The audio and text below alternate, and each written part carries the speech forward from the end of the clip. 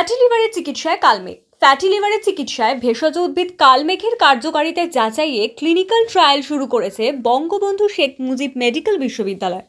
গত 18ই জানুয়ারি এই ক্লিনিক্যাল ট্রায়ালের আনুষ্ঠানিক উদ্বোধন করেন বিশ্ববিদ্যালয়ের উপাচার্য অধ্যাপক ডক্টর সারফুদ্দিন আহমেদ। উপাচার্য জানান, সাম্প্রতিক সময়ে বিশ্ববিদ্যালয়টি বিভিন্ন উদ্ভাবনী গবেষণায় উল্লেখযোগ্য ভূমিকা রাখছে। হেপাটাইটিস বি নিরাময়ে ব্যবহৃত ন্যাসভ্যাক ওষুধের উন্নয়ন নিয়েও কাজ করেছে প্রতিষ্ঠানটি।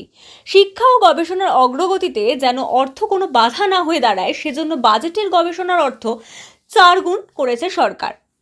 বিশেষজ্ঞরা মনে করছেন, কালমেঘের ভেষজ গুণ ফ্যাটি লিভারের চিকিৎসায় নতুন সম্ভাবনার দুয়ার খুলে দিতে পারে।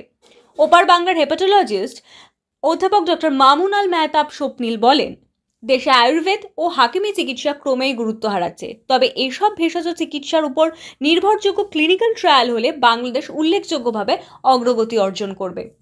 গবেষণায় সহযোগিতা করেছে ত্রিপুরা বিশ্ববিদ্যালয়, রাজশাহী বিশ্ববিদ্যালয়, জাহাঙ্গীরনগর বিশ্ববিদ্যালয় ও জাপানের ওইতো বিশ্ববিদ্যালয়।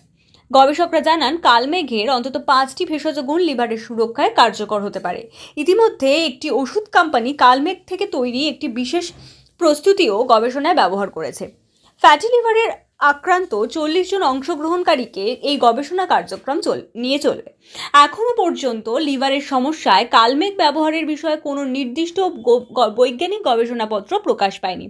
গবেষকদের ধারণা, আগামী বছরের শেষ দিকে এই ট্রায়ালের ফলাফল প্রকাশ করা সম্ভব হবে। সফল হলে লিভার চিকিৎসায় কালমেঘ নতুন দিগন্ত উন্মোচন করবে বলে আশা রাখছেন সংশ্লিষ্টরা।